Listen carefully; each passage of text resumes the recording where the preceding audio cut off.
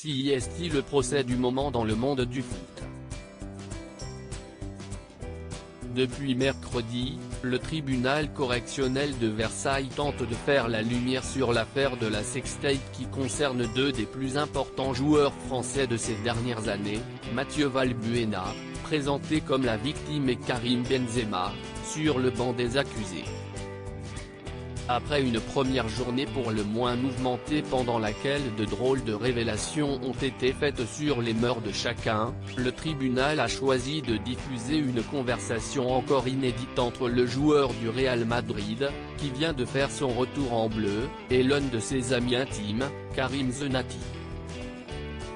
Cette conversation téléphonique se tient seulement quelques heures après la discussion entre Karim Benzema et Mathieu Valbuena au sujet de la sextape, et visiblement, le footballeur de 33 ans ne semble pas plus ému que ça par la réaction de son ancien coéquipier en équipe de France. Il était tout blanc. Rire, tu vois le mec quand il est en panique, raconte-t-il à son ami au téléphone, dans des propos rapportés par RMC. Il nous prend pas au sérieux. Il m'a dit, je l'ai dit à ma meuf.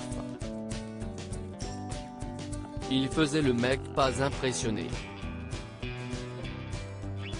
Une attitude qui peut surprendre de la part de l'attaquant star du Real Madrid en lice pour le Ballon d'Or, qui n'apparaît pas certain que sa discussion avec Mathieu Valbuena ait vraiment porté ses fruits. Il nous prend pas au sérieux. Il m'a dit, je l'ai dit à ma meuf.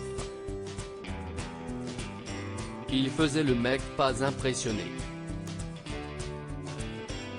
Je lui ai dit, j'ai vu la vidéo. Je te donne ma parole qu'il n'y a pas de copie, raconte Karim Benzema sur les écoutes diffusées hier soir. Face à un Mathieu Valbuena qui ne laisse pas compter, le joueur de Didier Deschamps en bleu lui donne un ultime conseil. Fais ta vie, moi je t'ai prévenu.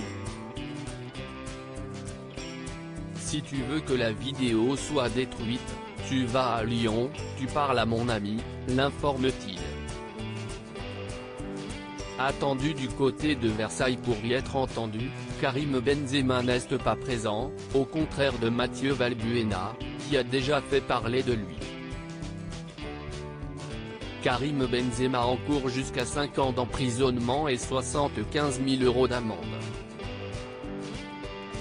Il reste présumé innocent des faits qui lui sont reprochés jusqu'à son jugement définitif.